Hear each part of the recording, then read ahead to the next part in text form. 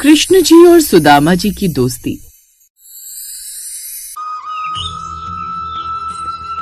सुदामा कृष्ण के दोस्त और भक्त थे।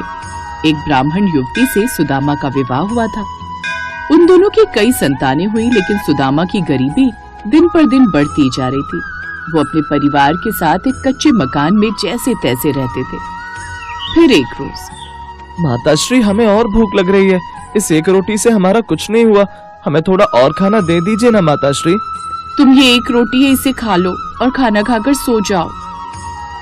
सुदामा की पत्नी सुशीला ने अपने हिस्से की रोटी भी अपने बेटे को दे दी, जिसे खाने के बाद बच्चा सो गया। उधर काफी देर बाद सुदामा अपनी दैनिक पूजा समाप्त कर घर लौट आए तो सुशीला की आंखों में आंसू थे। वो सुदामा से बोली, स्वामी, मैं भूखी रह जाऊं कोई बात नहीं, लेकिन मैं अपने बच्चों को आधा पेट नहीं देख सकती। मुझसे जितना हो सके मैं मेहनत करता हूँ, लेकिन मैं किसी के आगे भीख नहीं मांग सकता। भीख मांगने की बात कौन करता है स्वामी? मैं बस अपने बच्चों के लिए एक बार आपको अपने मित्र से भेंट करने के लिए कह रही हूँ। क्या पता वो हमारी कुछ मदद कर दे। स्वामी, आपको हमारे बच्चों की खातिर एक बार द्वारका जाना ही होगा। उस सारी रात वो वही सब सोचता रहा। फिर अगली सुबह हमेशा की तरह मंद मंद धूप नहाई हुई थी, पर आज सुदामा के मन में कुछ और ही हलचल थी। चारों तरफ ठंडी हवा चल रही थी, लेकिन उसका पसीना रुकने का नाम नहीं ले रहा था। जी फिर वही चिंता, क्यों न एक बार द्वारका जाकर अपने मित्र कृष्ण से मिलाएं, आखिर बचपन के सखा हैं। सुशीला, मित्रता की गोद में भी हाथ फैलाना अच्छा नहीं लगता। कृष्ण आज द्वारकाधीश है, मैं बस एक गरीब ब्राह्मण। मित्रता में ऊंच नीच कहाँ, और क्या आप देवताओं को भी भूखा सोने देंगे?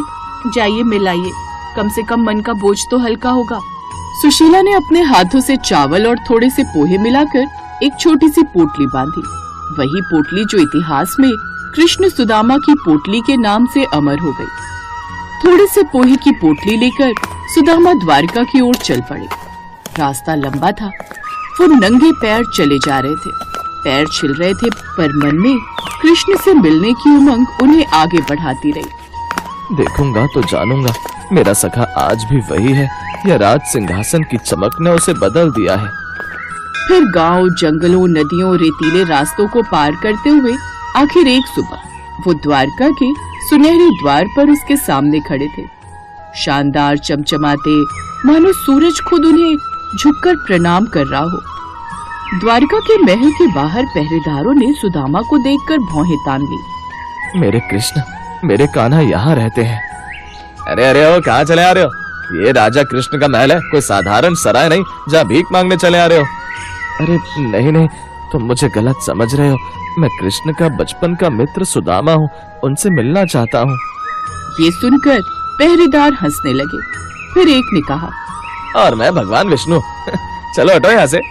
नहीं नहीं, मुझे मेरे कृष्ण से मिलने दो। उनसे एक बार कहो कि सुदामा उनसे मिलने आया है। एक आना जाए यहाँ से, क्यों समय खराब कर रहा है? इतने में महल के भीतर से कृष्ण के एक सेवक ने झांका और तुरंत अंदर जाकर सूचना दी। क्या कहा तुमने? मेरा मित्र, मेरा सुदामा आया है? कुछ ही क्षणों बाद राज दरबार की शांति को भंग करते हुए तेज कदमों की आवाज आई। स्वयं कृष्ण दौड़े चले आ रहे थे। सुदामा, मेरे सखा। अचानक सभी हैरान रह गए। जब कृष्ण ने अपने बचपन के मित्र को गले लगाया, उनके राजसी वस्त्र मिट्टी में लथपथ हो गए, पर कृष्ण की आंखों में प्रेम और अपनापन झलक रहा था। प्राणनाथ, मैं तो बस आपको देखने आया था, आप दौड़े चले आए। आप राजा हो, मुझे बुला लेते। सुदामा, मित्रता में राजा दरबारी कैसा रे? तू आया, यह मेरे जीवन का सबसे बड़ा सौभाग्य है। चलो भीतर चलो। कृष्ण सुदामा का हाथ पकड़कर उन्हें महल के अंदर ले गए और उन्हें बिठाकर पाँव में पड़े छाले देख उनकी आंखें नम हो गई। इसके बाद उन्होंने स्वयं उनके पैर धुलाए। ये क्या कर रहे हो सखा? मित्र, तुम्हारे आने से मैं बहुत खुश हूँ। ये देख रानी रुक्मणी तक अचंभित रह गई। पहली बार कृष्ण किसी अतिथि को अपने हाथों से पैरों में पानी डालकर स्वागत कर रहे थे। सुदामा की आंखों से भी आंसू छलक आए। इसके बाद उन्होंने अपने हाथों से सुदामा को खाना खिलाया। इतना शाही खाना देख सुदामा की आंखों में आंसू आ गए। कृष्ण और सुदामा एकांत कक्ष में बैठे। फिर दोनों ने अपने गुरुकुल के दिन याद किए। कभी एक साथ जंगल में लकड़ियां ढूंढना, कभी गुरु माता के हाथ की खिचड़ी चुराना। और तुम्हें याद है जब हमने जमुना काकी की माखन की मटकी तोड़ दी थी? और वो छड़ी लेकर हमारे पीछे पीछे पूरे गांव में घूमी थी। याद है सुदामा, एक बार बारिश में मैं फिसल गया था और तूने मुझे उठने दिया ही नहीं, पहले खुद हंसता रहा। और तुम्हें गुस्सा तब आया जब मैंने तुम्हारी भीगी हुई रोटी खा ली थी। फिर दोनों बच्चे जैसे हो गए थे। फिर कृष्ण की नजर अचानक सुदामा की पोटली पर गई। सखा, ये क्या लाए हो? जरूर मेरे लिए कुछ लाए हो। नहीं कृष्ण, ये तो बस थोड़ा सा पोहा है। ये तुम्हारी भाभी ने बांध दिया था। ये भाभी ने मेरे लिए भेजा है। लाओ इधर दो। नहीं नहीं। फिर कृष्ण ने बिना इंतजार किए पोटली उठा ली। पोटली खोलते ही पोहे की मामूली खुशबू कमरे में फैल गई। सुदामा, तू जानता है बचपन से मुझे पोहे कितना प्रिय है, और ये भाभी के हाथ से बना हुआ, इसको मैं कैसे मना कर दूं? और कृष्ण ने वह पोहा ऐसे खाया जैसे वह द्वारिका का सबसे अनमोल व्यंजन हो। वाह वाह, कितना स्वादिष्ट व्यंजन है। पोहा हमें सबसे प्रिय है। ऐसा कहकर उन्होंने एक मुट्ठी पोहा खाया। तभी रुक्मणी ने उन्हें रोकते हुए कहा, आप जानते हैं न स्वामी, आपके एक मुट्ठी पोहा खाने से इनके अगले कितने जन्म धुल जाएंगे। अच्छे से जानता हूँ देवी। ऐसा कहकर कृष्ण ने बाकी का पोहा भी खा लिया। ये देख सुदामा की आंखों से आंसू बहने लगे। कृष्ण का प्रेम उनके हृदय को पिघला रहा था। 2 दिन तक वो कृष्ण के साथ उनके महल में रहे, लेकिन एक भी बार उन्होंने अपनी गरीबी का दुख कृष्ण से नहीं कहा। न भोजन की कमी का, न छत की जर्जर हालत का, न बच्चों की भूख का। वो तो बस जैसे अपने मित्र के आगे सब दुख भूल चुके थे और अपनी दशा बताकर कृष्ण जी को दुख नहीं देना चाहते थे। फिर तीसरे दिन सुदामा विदा होने लगे। तभी कृष्ण ने कहा, इतनी जल्दी जा रहे हो मित्र? कुछ दिन और यहाँ रहते तो आनंद आ जाता। अब कुछ तो कह के जा, घर में सब ठीक है ना? हाँ मित्र, मैं बस तुमसे मिलने आया था, बाकी सब ठीक है। ये मेरा सौभाग्य है कि तुम यहाँ आए। फिर कृष्ण ने सुदामा को गले लगाया। दोनों काफी देर तक एक दूसरे के साथ खड़े रहे, पर उनकी आंखों में जो चमक थी वो कुछ और ही कह रही थी। जाते हुए कृष्ण ने उन्हें कुछ भेंट दी, साथ ही उन्हीं की पोटली उन्हें लौटा दी। अब इस पोटली को घर जाकर ही खोलना सखा। सुदामा कृष्ण से मिलकर वहाँ से चले गए। फिर सुदामा जब अपने गांव के पास पहुँचे तो उनकी आंखें फटी की फटी रह गई। जहाँ उनकी टूटी झोपड़ी हुआ करती थी, वहाँ एक भव्य सुंदर घर खड़ा था और सुशीला मुस्कुराती हुई बाहर आई। आइए जी, देखिए हमारी द्वारपाल भी आपके इंतजार में है। ये सब कैसे? महाराज, कृष्ण जी का आदेश था, आपके लौटने से पहले आपका घर तैयार होना चाहिए। सुदामा भीतर तक कांप गया। उसने कृष्ण से कुछ नहीं कहा था, फिर भी कृष्ण ने सब जान लिया। सखा, तुमने तो बिना कहे सब दे दिया। ये कैसी दानशीलता है। कृष्ण और सुदामा की दोस्ती सिर्फ राजा और गरीब की कहानी नहीं है। ये एक ऐसी मित्रता है जो बिना स्वार्थ के, बिना उम्मीद के थी, बिना दिखावे के थी। दोस्ती का सबसे खूबसूरत रूप, जहाँ दिल बात समझ ले, शब्दों की जरूरत ना पड़े।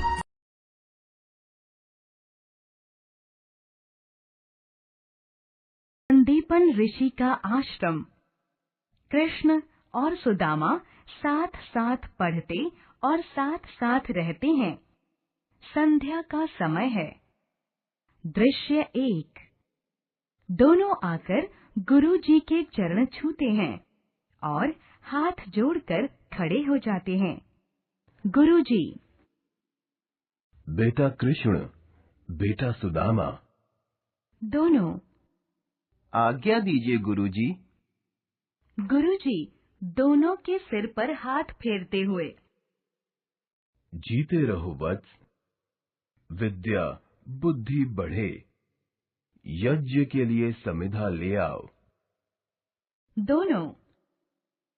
हम अभी ले आते हैं गुरुजी। गुरुजी। सुनो, गोधूली का समय है। वर्षा के दिन हैं। बादल घटाटोप हो रहे हैं। तुम दोनों अधिक दूर मत जाना, नहीं तो बेकार में ही मुझे चिंता होगी। दोनों। जो आज्ञा गुरुजी, हम दूर नहीं जाएंगे। समिधा लेकर हम तुरंत लौट आएंगे। दृश्य 2, जंगल। दोनों मित्र बातें करते चले जा रहे हैं। एक के हाथ में कुल्हाड़ी है और दूसरे के हाथ में रस्सी। कृष्ण। भाई सुदामा, बरसात के कारण सारी लकड़ियां गीली हो रही हैं। अब क्या करें? सुदामा। हाँ कृष्ण, बीनने से काम नहीं चलेगा। किसी ठूंठ से सूखी टहनियां काटनी होंगी। कृष्ण। तुम ठीक कहते हो। वह देखो, ठूंठ की डालियां बिल्कुल सूखी हैं। मैं ऊपर चढ़कर काटता हूँ, तुम नीचे एकत्रित करते रहो। कृष्ण लकड़ियां काटते हैं। सुदामा बीनकर लकड़ियों के 2 गट्ठर बनाते हैं। सुदामा। बस, बहुत हो गई। अब जल्दी नीचे उतर आओ। रात घनी हो रही है। गुरु माता चिंता कर रही होंगी। गुरुजी हमारी राह देख रहे होंगे। कृष्ण नीचे उतरकर आते हैं। दोनों मित्र एक एक गट्ठर सिर पर रखते हैं। उसी समय तेज वर्षा होने लगती है। दोनों मित्र लकड़ियों को रखकर पेड़ की छाया में बैठ जाते हैं और अपनी अपनी चादर ओढ़ लेते हैं। कृष्ण। भाई सुदामा। सुदामा। कहो कृष्ण, क्या बात है? कृष्ण। कुछ नहीं। सुदामा। क्या बात है कृष्ण, डर लग रहा है? कृष्ण। नहीं, डर नहीं लगता। सुदामा। तो फिर क्या बात है? ठंड लगती है क्या? कृष्ण। नहीं, ठंड भी नहीं लगती। मैं तो यह कह रहा था कि गुरुजी कहा करते हैं ना। सुदामा। क्या कहते हैं गुरुजी? कृष्ण रुक रुक कर। यही यही यही कि तुम जब बाहर जाओ तो कुछ खाने के लिए अवश्य ले जाया करो। सुदामा। तो यह कहो कि तुम्हें भूख लगी है।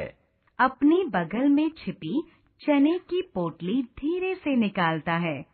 कृष्ण। लगने से क्या, साथ तो कुछ लाए ही नहीं।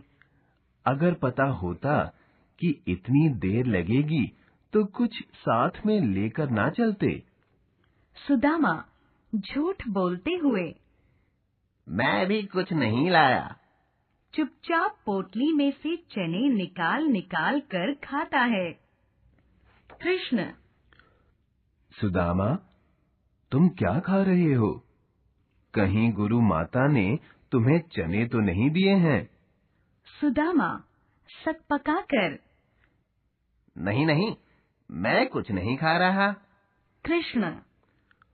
तो तुम्हारे दांत क्यों बज रहे हैं? सुदामा। ये तो सर्दी के कारण बज रहे हैं। सुदामा कांपने का अभिनय करके दांत किटकिटाते हैं और कृष्ण से छिपकर चने खाते हैं। कृष्ण मन ही मन दृश्य 3, द्वारिका में कृष्ण का राजमहल।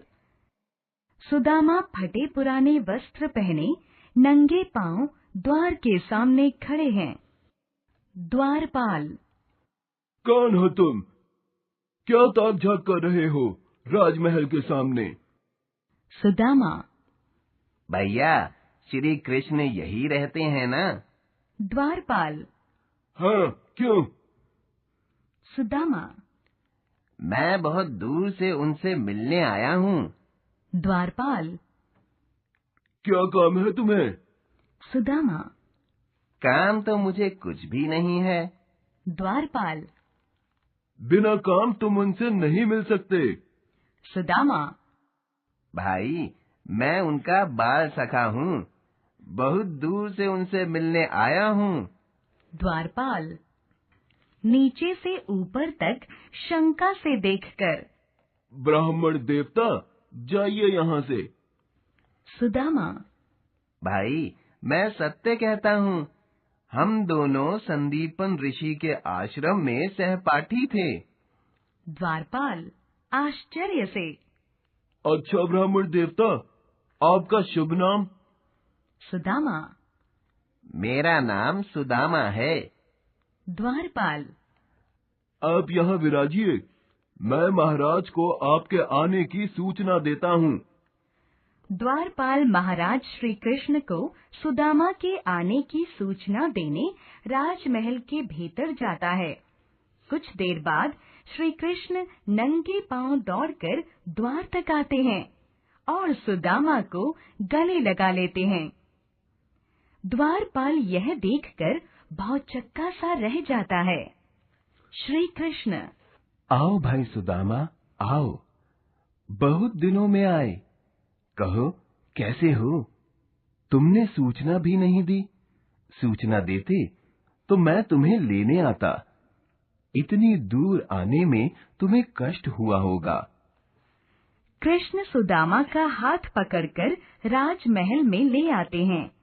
दृश्य 4।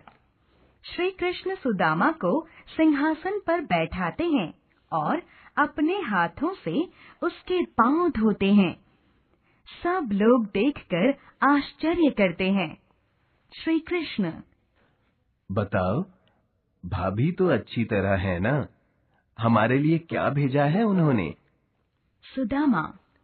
वह बेचारी गरीब ब्राह्मणी क्या भेज सकती है? बगल में लटकती चावल की पोटली को संकोच से छुपाता है। उसने तो मुझे तुम्हारे पास भेज दिया है, सो चला आया हूँ। श्री कृष्ण। यह हो नहीं सकता है कि भाभी मेरे लिए कुछ ना भेजें। चावल की पोटली खोलकर खाते हुए। वाह वाह, भाभी ने कितनी अच्छी चीज भेजी है। कितने दिनों बाद इतने स्वादिष्ट चावल खाने को मिले। अच्छा मित्र, आओ अब अंदर चलें। अब तुम नहाओ, खाओ और आराम करो। सेवक सुदामा को भीतर ले जाते हैं। कृष्ण वहीं बैठे हैं। श्री कृष्ण मन ही मन विचार करते हुए। सुदामा मेरा बचपन का मित्र, मेरा सहपाठी, आज उसकी यह हालत, और इस हालत में भी इसे कुछ नहीं चाहिए। भाभी ने भेजा तो आ गया। कितना सीधा, कितना संतोषी है यह मेरा बाल सखा। अच्छा, अरे कोई है? द्वारपाल। आज्ञा दीजिए महाराज। श्री कृष्ण। विश्वकर्मा जी को बुलाओ, अभी इसी समय। थोड़ी देर में विश्वकर्मा जी आते हैं। विश्वकर्मा। महाराज, क्या आज्ञा है? श्री कृष्ण। देखिए विश्वकर्मा जी, सुदामा मेरे बाल सखा हैं। वे यहाँ आए हुए हैं, पर उनके वापस घर पहुंचने से पहले ही उनके घर को बिल्कुल मेरे महल जैसा बना दीजिए। विश्वकर्मा। जो आज्ञा महाराज। श्री कृष्ण। और देखिए, सब सामान और सुविधाएं भी मेरे महल जैसी होनी चाहिए। विश्वकर्मा। ऐसा ही होगा महाराज। प्रणाम करके विश्वकर्मा चले जाते हैं। श्री कृष्ण। द्वारपाल, मंत्री जी को बुलाओ।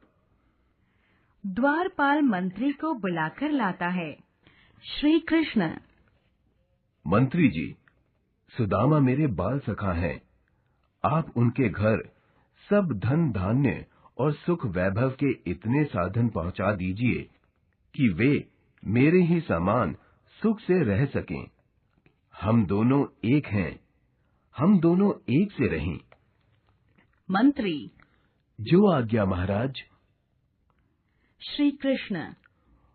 और देखो, यह बात सुदामा को तब मालूम हो जब वे अपने घर पहुंचे। मंत्री। जो आज्ञा। ऐसा ही होगा महाराज। मंत्री जाते हैं। कृष्ण के चेहरे पर प्रसन्नता के भाव आ जाते हैं।